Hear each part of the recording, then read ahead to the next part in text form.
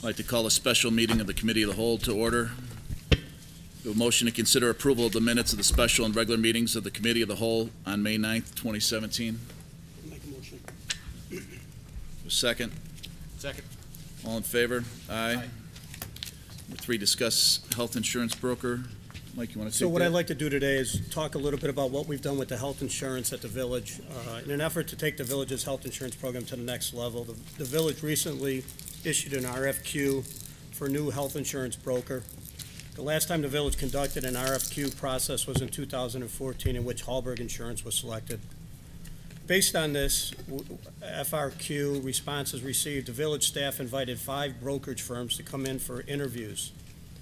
Some of the things that we were looking for included improved employee communication, new and non-traditional ideas on health insurance plans that will help the village better manage cost, familiarity with the rapidly changing health insurance laws and markets, a robust employee wellness plan, and a firm that is in the position to be able to institute and properly communicate to our employees a new plan for the upcoming October 1st plan year.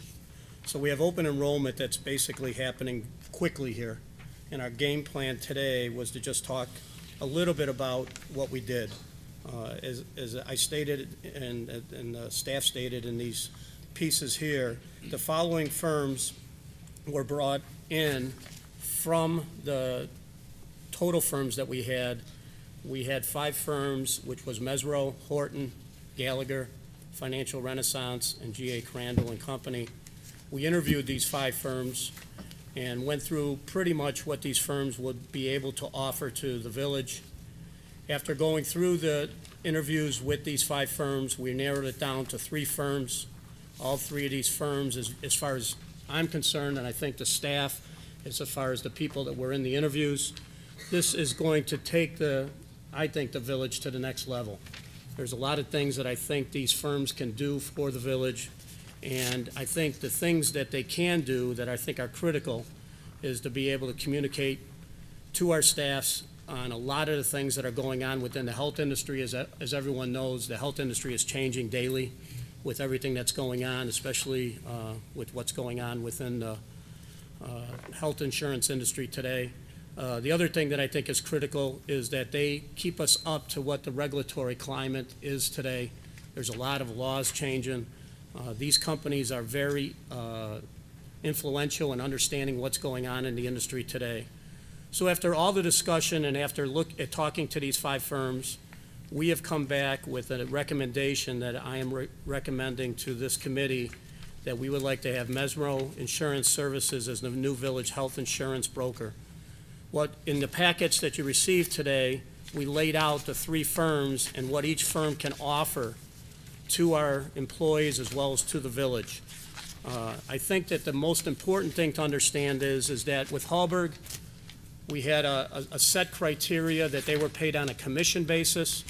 What we are changing going into the next piece with Mesro, we're going to a flat fee. I think that's a very positive thing because if we add on people and our premiums go up, they're not paid by those premiums, it's a flat fee. The benefit of this program is not only are we getting a better program for the village as well as our staff, it's also saving the village close to $50,000 a year, which I think is really positive. Think about it from this way. We're taking the level of what we call expertise up 3 or 4 levels, and in return, we're saving the village over a 2-year period almost $100,000. The total cost of Mesro is a flat fee of $42,000 a year, which is $84,000 over the 2 years. We will have a 3-year contract with them, with the 3rd year probably being a cost of living increase. So I think the committee was very excited, happy. We're trying to move this quickly because our open enrollment has to happen quickly. October 1st is our date. There's a lot of work that has to happen for this to happen. So I think the due diligence that was done by both the committee and the staff, I think is real positive here. So I'd like to make a recommendation. If anyone has any questions at the, with the trustees here, we did lay out a very clear draft copy that's in your packet. It lays out each one of the companies, kind of what they can offer to us. It's pretty similar if you look at it, but in reality, I think the big picture is is the staff that they bring in is real important, because the staff that they bring in communicate with our HR person as well as our employees, and how well that staff communicates is a critical element in this too. So that's, I think, the main reason why Mesmero is the company that we picked. And Any questions from anyone? I have two questions. Yep. The contract's not here, right? That's something The that's... contract won't come until we're approved, but, the fact, the financial, Right. most important part of this Right. is that they've agreed to the financial aspect of it. And they're the cheapest at 84? They're not the cheapest. If you look, Gallagher's a little bit less than them. Okay, but it's... But to be honest with you, just from the standpoint of the big picture, Right. is they're giving us a little bit more for the money, Right. based on all the things that they're doing, Mike. And going forward, you want to do more talking about other things with the insurance? The insurance, I think we're as the town size, we're at the point now of starting to look at other ideas of how we will do the insurance. And I think the one thing that I like about Mesmero is they can take us to the next level if we decide that we want to do any type of partial Right, self-insurance. self-insurance. These guys have the opportunity to do that. We're not doing that initially with these guys. We want them to get in, really get acclimated with the village, get acclimated with all the employees of the village. And I think the big key for me here is it's going to take us to another level with our employees, that they really start to understand a little bit more about. They have opportunity to look at, the websites and everything else they have are really positive. I appreciate your hard work, and you talk to these guys, you feel comfortable with? I do. I think all three companies were excellent. Dave, I don't know if you'd want to chime in at all, but I think all three companies were very good. I sat in on all the meetings. We wouldn't lose on any of these companies, to be honest with you, but I think Mesmero was the best. Thank you. I would like to add, Trustee Ming, and we've had many discussions about this, and he's put a lot of work into it. Thanks, Mike. Thanks.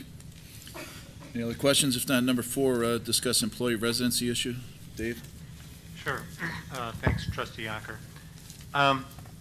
This is a bit of a follow-up to the recent arbitration decision from the police, where essentially the police residency was eliminated in favor of a 30-mile radius. I'd like to get some direction from the board on extending this. And I think this is the discussion obviously we've had a number of times. I think there are many positions in the village that are, it's difficult to recruit when there's a residency restriction. I think 30 years ago things were a little bit different. I think people were more transient. And I think right now it's hurt us in recruitments. I think, as you all know, we had a community development director recruitment last year that was unsuccessful. The top candidate didn't want to relocate. We had an assistant planner before that drew eight resumes despite a very competitive salary. And now we really need to move forward. There's a couple key positions. One, the community development director, but we recently, as was referred to earlier in the night, lost our building inspector after a very long recruitment where we frankly didn't get a lot of great resumes either. So it's, the business of the village still needs to move forward. And I think it's, and I would also say, I think there's Tinley Park is a great place to live. We're still going to have, I think, a lot of people that will be moving into the community. And I don't predict folks that live in the community now, if the residency requirement is waived for them, that you're going to see an exodus. I think people enjoy living here. But this waiving it, I think, for positions, and what I'm recommending is in my memo here, is that for some of the key positions like mine, the police and fire chief, we would keep it in place. But for other positions, I think we'll, my philosophy, let's try to get the best person we can, and I think I'd like to get some board direction on this issue.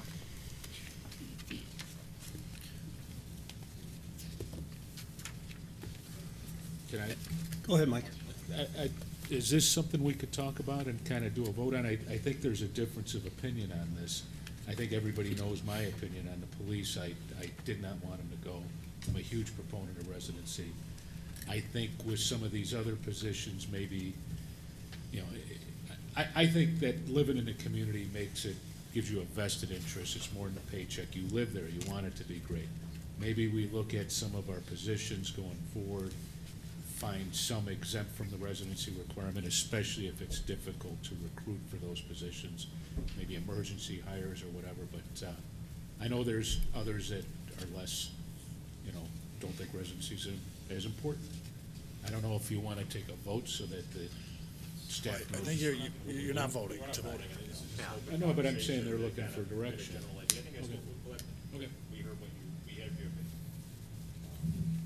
Somebody else was getting ready to speak. I just would like to say, being new, I think the quality of our staff is more critical than anything else.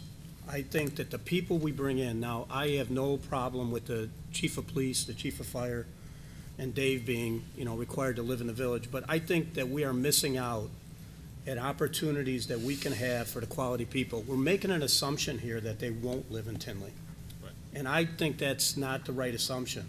I do think that when you have to go out and basically hire, you know, we're hiring people from Florida, other places, because that's easy for them to come and move into Tinley. So I think that being new and understanding this residency piece, I think that the quality of our staff is just as critical as anything else. That's a great point. The only other thing I wanted to add for the record, and it was mentioned in the memo from the village manager, was that out of the surrounding communities, there's only 2 others that have a residency requirement, and that would be Chicago and Rosemont.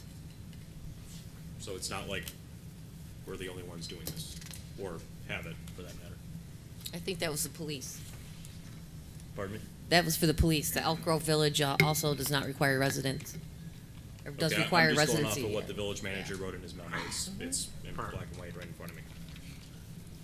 Yeah, in terms of, for all employees, it's really just the 3 communities, us, Chicago, and Rosemont. And, you know, I think, just echo one more thing that Trustee Mangan was saying, I think what has happened in a lot of our positions is that, yeah, you do get people from out of state because they have to move anyway. And that in many ways can be, sometimes it can be advantage, but sometimes it can be a challenge to really kind of basically acclimate yourself to just a very new environment, a new culture. And so in some ways that can be more challenging when you bring in senior management people that are all of them from out of state, which, you know, has happened in the past. Did you want to put something together on that, Dave, as far as bring it up to a committee meeting or with Well, I guess I'd like to get direction on which way to go.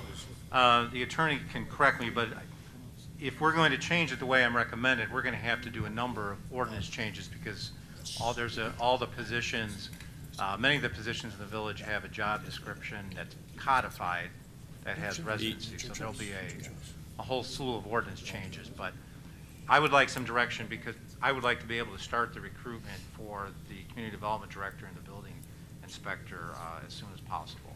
Right. So, yeah, Is at there a least on general those 2 positions. consensus on moving this forward, I- Mr. Chairman? And then the other question I would have is, because it was mentioned that the 3 positions that we would still require there to be a residency, and I'd just like to hear some conversation on that if we could. I echo Trustee Panito on the residency. The only thing is, the way it's been explained to me, that the salaries have been based on the residency. If that's the case, I think you need to evaluate that before you start giving non-residency.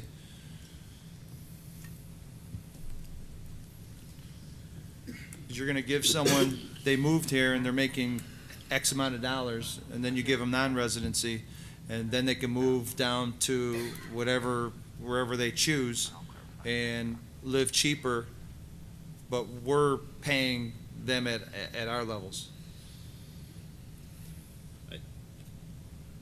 Part of the salary analysis, I think, which is going on currently, or is finished and is going to be presented to us, was taken from a list of comparable communities, and I'd be interested to see if any of those comparable communities had any type of residency requirement. Well, not to the extent we did, where it was all employees. I'd have to check. There may be some for, obviously, the village manager, some other positions, but not certainly down the line. Chicago and Rosemont's not on that list, so. And just to clarify, I would recommend, if we're going to do this, that we do it at the 30 miles. One of the things to keep in mind, if you completely waive it, with the way the police contract reads, that waiver then would extend to them.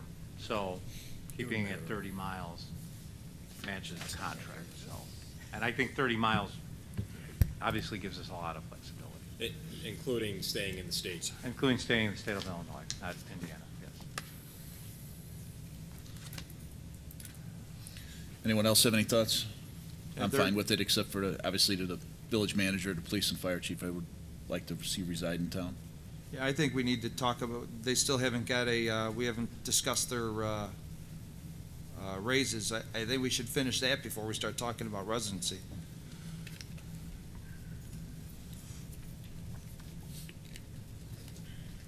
Well, you know, Tinley is a great place to live, and I think if anybody that would want to be hired would want to live here for all that we have to offer, for the fine fire and police department, public works that we have.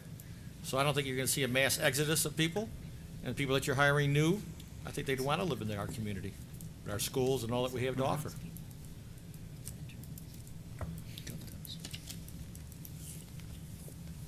Is there direction? I'm not sure. No. I haven't heard anything. No. Why don't, why, Yeah. If we are considering this issue, does the board have any comments about the 3 positions being required? I guess is be my first question. Manager, village manager, fire chief, and police chief. Is there a common consensus that we'd like to continue to have them live in Tinley Park or require them to live in Tinley Park? And all directors, all high-end positions. How would you start to classify those? Anyone that's a director or of their, whatever department So that they're in. managers or direct, like public works Managers, director, public works,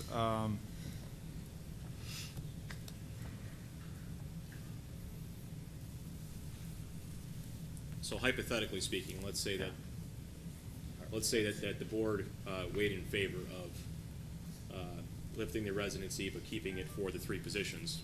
Are you okay with those 3 positions, or would you like to see more included besides managers? I think it should be expanded. So pretty much the entire staff. No, managers, directors, you just named 3 positions. I don't understand how that's the whole staff. That you have police chief, We fire have a lot of managers chief. and we have a lot of directors. I think I was just, My only comment on that, I think recruiters will tell you there's department head positions like finance directors, community development directors, HR. Those are very difficult to recruit. We found that out through the CD director position. And I would argue police and fire, there's an argument for residency because of the emergency nature of the position. That's really not the case with other department heads. I mean, the conversation that Dave keeps alluding to, which was our hiring, or our selection process of the community development director several months ago, led us to 90 or so resumes, and possibly only 5 or 6 were qualified for the position. We did offer to one person coming out of, I think it was Lisle, if I'm not mistaken, or one of the northern suburbs. Had a lot going on there, and we made her an offer, and she rejected the offer based on the residency. So, And it wasn't a really good number 2 candidate. So no, there was no number 2 candidate that was that qualified to our expectations. The only positive thing that did come out of that whole process was that that's how we did locate Patrick Hoban for the management position for the economic development. So there was a positive to that at least. Go ahead, Cindy. I just wanted to mention that we're using the government temporary services, and that is costing us quite a bit of money to replace these people that are leaving and have not been able to be replaced fully as of yet. And I just want to say one more thing. Mike, I understand what you're saying. I think the key element is how far you take it down. So I think if my view is the 3 that we're talking about are, I think we're all in agreement, those are critical positions, and I think everyone here would agree to that. When you take it down past that, I just think that the concern I have is I keep coming back, quality of the people that we're bringing in. So just how far do we want to take it down? Mike, I agree with you 100%. The quality of the people we have working for us, the team that we have doing our business is key. However, I think that vested interest, this is my town, I live here, if housing values go up because of what I did, good for me. If people in the neighborhood see me and I did something wrong, but you got a real vested interest. It's more than a paycheck, and I think that has real value in motivating people and making them do the right thing. Therefore, in my opinion, like I said 10, 15 minutes ago, it's my opinion we look at it on a case-by-case basis, do it as an emergency. We've got all kinds of values of housing stock in this town.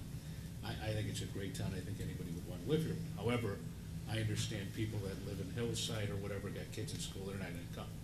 In that case, if the qualified candidate comes in, we can do an emergency hire waiver requirement.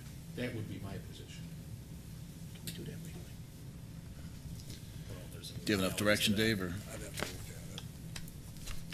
I, I guess here, let me make a suggestion. well, I would say this, Let me make a suggestion. Okay. Is there Yeah. opposition to go forward, see more than a memo? I hear you Yeah. guys talking about positions and how far you Yeah. go down. I think what Dave's saying, that there's going to be some legwork that needs to be done. Ordinance changing, job title there's gonna be some nuts and bolts that would need to be changed if you wanna do it. I guess, do you want us to begin that process, bring it back to you, show it to you a little more concrete? And say, and then you can get into this position, that position. Do you want to go that route, or is there a consensus to say, we don't want to talk about it anymore, don't waste your time? I think that'd be a recommendation I'd Yeah. have, but. Sounds like there's general consensus to continue to see some Okay. concrete. all right. Or is there at least Yeah. consensus, I'd like to move forward with a building inspector and community development recruitment without residency. Those are the two critical positions right in front of us today. So, I'm fine with yeah, that. yeah, okay. And we Fine with try that. and- Yeah, that's fine with it. Okay. too. I'm Yes, good- there's I'm your good with that. direction. Okay. All right, then we'll continue to get more info on the But other ones. But, yeah. Obviously, we prefer a resident, if at all possible. We'll encourage them. Okay, thanks. Number 5, discuss approval of Lakota Group for Downtown Plaza Plan. Dave? Sure, this, and Trustee Berg may want to weigh in this, but this has been discussed in our Economic Development and Marketing Committee.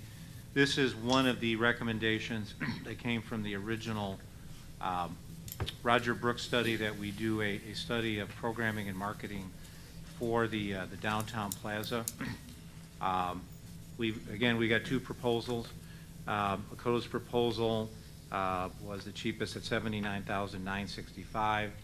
And basically, during this process, they're going to be looking at working and getting public input on ideas for the downtown plaza, and that's going to help us with the planning of the plaza. And we're going to be looking at coordinating it with also some of the development going on in the downtown, proposed for the downtown right now, to make sure that it synthesizes with what's happening with the downtown, and also the construction of the storm sewer line that's being constructed from Freedom Pond to the downtown area. So the study is expected to be completed in 3 to 5 months. So if the board approves tonight, we should be able to come back in the fall with a recommendation on an actual plan design and a specific location. So, yeah. Cindy, you got anything to say? Anybody have questions? Yeah. I would like to say that this is one of the recommendations of the Brooks Branding Study, and I'm glad that Lakota will be giving us a separate proposal for the downtown master plan from whatever, we were budgeted for $85,000, and we've asked Scott Ferris from Lakota to also look at our downtown. It's 8 years old, our previous plan. Any other questions? If not, receive comments from the public. Anyone wish to address the board in regards to the Committee of the Whole agenda?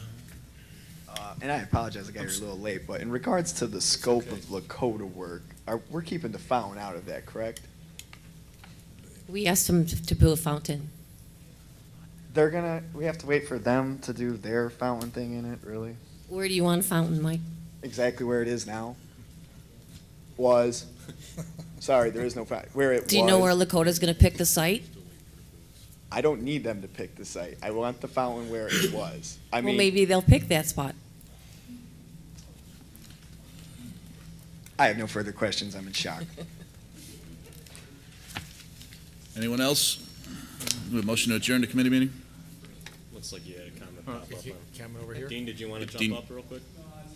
Hey, Brian, when you first asked, I thought I didn't know we were talking to the public when you had the questions. I wanted to wait till the end. The only thing I want to add is, Dave mentioned about the engineer or building official that he's quitting already after a couple months. We negotiated this contract. I think in the future, we need to make sure, I don't know what we're liable for. We paid over $3,000 for moving expenses. I don't know what the contract was for his vacations. I don't know what the contract was for his sick time and all that. Moving forward, I think we need to put something in place where it protects the village. You have to work here, maybe your first year, everything's prorated. He worked 3 months, so if you negotiated 20 days, then that's prorated. I don't think we should, I don't know if we're gonna have to give him 20 days or. Yeah, the vacation is prorated. I mean, there's Okay. going to be a minimal amount of vacation days. Not the But moving The expenses? discussion about the moving expenses actually came up, I think, about an hour ago, actually, but yeah. Okay. All right. We'll look at that with the village attorney. Thanks, Look at Brian. it, Mike. Yeah. A motion to adjourn the committee meeting? Second? All in favor? Aye. Aye.